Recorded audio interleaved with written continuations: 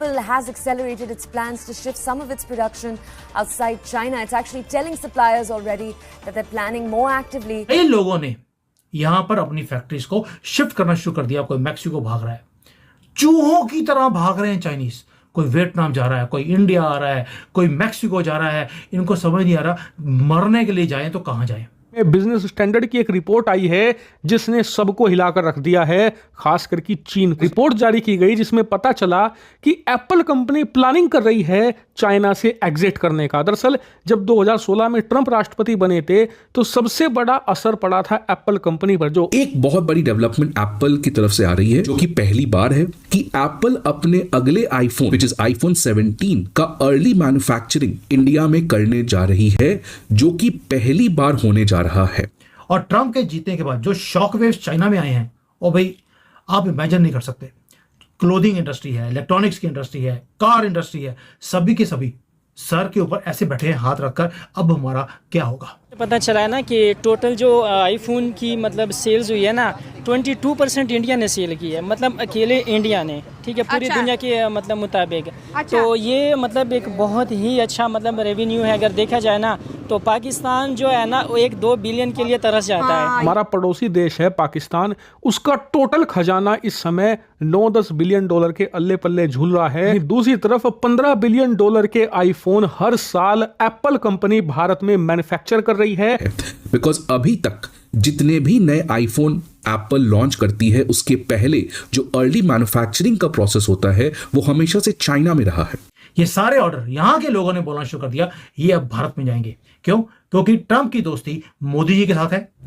Trump के जीतने के बाद चाइना को नींद नहीं आ रही और ऐसा वेव यहां पर मायूसी का। नमस्कार दोस्तों, अब चीन के लिए एक और बड़ा झटका आ चुका है। अभी तक तो ये था कि भारत में इन्वेस्टमेंट आ रही थी, भारत से प्लांट आ रहे थे। अब चीन में जो अर्ली मैन्युफैक्चरिंग होती थी आईफोन की, वो भी अब आईफोन यानी कि एप्पल वहां पे बंद करने वाला है। अर्ली मैन्युफैक्चरिंग कुछ अलग है, ये है मेन मैन्युफैक्चरिंग स्टार्ट होने से पहले का प्रोसेस, जिसमें सारा डेवलपमेंट डिजाइन किया जाता है, पूरी तैयारी की जाती है और उसके बाद जो है मैन्युफैक्चरिंग होती है। ये तो भारत में पहले से हो रही है, हम सभी जानते हैं कि 16 की मैन्युफैक्चरिंग यहीं पे हुई थी। अभी 17 जब आएगा तो उसकी अर्ली मैन्युफैक्चरिंग भी भारत में ही होगी और चीन में से एप्पल अपना पूरा प्लांट और सारा बिजनेस पूरी तरह से क्लोज कर देगा। अभी चीन के लिए बहुत बड़ा झटका है। भारत की विदेश नीति, भारत की व्यापार नीति अब असर दिखाने लगी है। जो पिछले 10 साल से मेहनत हो रही थी, अब उसका नतीजा सामने दिख रहा है कि किस तरह से अब चीन को झटके पे झटके लग रहे हैं और मोदी जी ने जो अभी तक अपना काम किया था अब उसके रिजल्ट दिखने लगा है। आप इस सब के बारे में क्या सोचते हैं कमेंट बॉक्स में जरूर लिखिएगा। वीडियो अच्छा लगे तो लाइक करें, शेयर करें, चैनल को सब्सक्राइब करना ना भूले। आइए आगे बढ़ते हैं इस वीडियो में। वर्ल्ड लीडर उसको बोला जाता है जिसकी एक छींक से पूरे दुनिया को जुकाम हो जाए, और चाइना का वही हाल हुआ है जब से ट्रंप जीता है। ट्रंप के जीतने के बाद चाइना को नींद नहीं आ रही और ऐसा वेव यहां पर मायूसी का छा गया है कि मैं बता नहीं सकता हूं कि क्या हालत है चाइनीज की।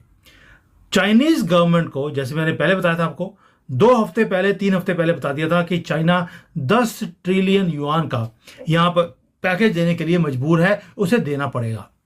और आप बिलीव कीजिए, ये अंदर की न्यूज थी और चाइना ने 10 ट्रिलियन डॉलर का ही जो पैकेज है वो अनाउंस किया है अपने कंट्री को बचाने के लिए।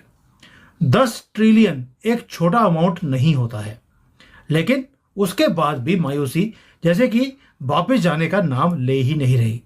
मिलियंस ऑफ चाइनीज जो एक्सपोर्टर्स हैं उन्हें नींद नहीं आ रही। शी जिनपिंग की आंखें जो हैं वो सूजी सूजी सी दिखाई देती हैं आज की डेट में, जैसे कि उसको भी नींद नहीं आ रही। 4 से लेकर 9 तारीख तक यहाँ पर पूरी गवर्नमेंट की मीटिंग हुई है कि कौन जीतेगा अमेरिका में और हमारी पॉलिसी क्या आने वाली है।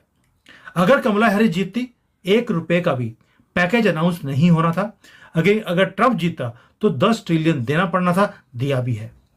और चाइना में बोला जा रहा है unexpected return of Donald Trump to White House, यानी कि इन्हें यह था जिसके जैसे भारत के लिए ये बोलते थे कि पप्पू कहीं आ जाए, बस वारे न्यारे हो जाएंगे, हमें कुछ भी नेगोशिएट करने की जरूरत नहीं पड़ेगी मोदी जी के साथ। वही काम इन्होंने वॉशिंगटन में भी सोचा कि भाई कोई हमारे ऊपर टैरिफ नहीं लगेगा, कोई इकोनॉमिक रिस्ट्रिक्शंस नहीं लगेंगी, बट हुआ उसका उल्टा।